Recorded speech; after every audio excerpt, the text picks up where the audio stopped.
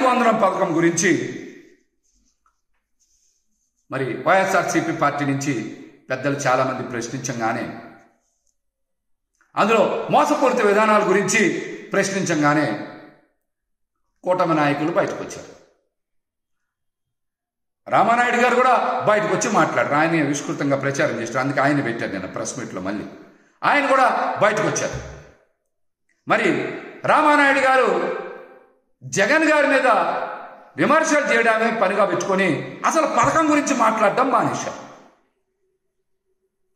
మీరు చెప్పాల్సింది, ఈ రాష్ట్రంలో 1వ తరగతి నుంచి 12వ తరగతి వరకు చదువుతున్నటువంటి విద్యార్థుల సంఖ్య 1,05,00,000, 1,06,00,000 ఉంది.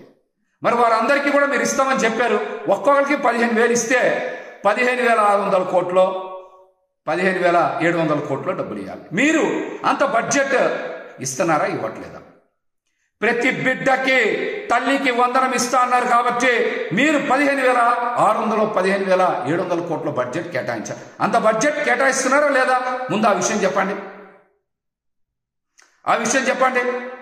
ఆ తర్వాత డిగ్రీ విద్యార్థులకో, ఇంజనీరింగ్ విద్యార్థులకో, పీజీ విద్యార్థులకో ఫీజు రింబర్స్మెంట్ గురించి తర్వాత మాట్లాడదాం. తల్లికి వందనం పథకంలో ప్రతి బిడ్డకి మీరు పథకం అమలు చేస్తా అన్నారు కదా. మరి ఈ రోజున ప్రతి బిడ్డ అని జీవోలో మెన్షన్ చేయకుండా తల్లికి మాత్రమే అని రాశారు. అది కూడా కొంతమంది తల్లులకు మాత్రమే అని రాశారు. ఈ మాటలని మీరు ఎన్నికల ప్రచారంలో చెప్పపోయారా? ఆ రోజే చెప్పాం, ఇది సూపర్ 6 కాదు, సూపర్ స్కామ్ మేనిఫెస్టో అని చెప్పాం. సూపర్ స్కామ్ మేనిఫెస్టో అని చెప్పాం. మరి దీని మీద పెద్ద ఎత్తున ప్రచారం కూడా చేశారు. B3 బాబుల గురించి మళ్ళీ చెప్పాలి.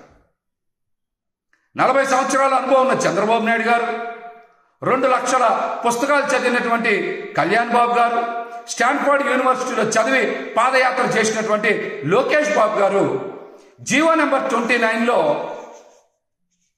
తల్లులకి మాత్రమే, బిడ్డలకి కాదు అని ఆ జీవోలో మెన్షన్ చేసినప్పుడు అది అచ్చుతప్పు పడింది, మారుస్తాం మేము అని మీరు ఎందుకు ప్రకటన చేయట్లా?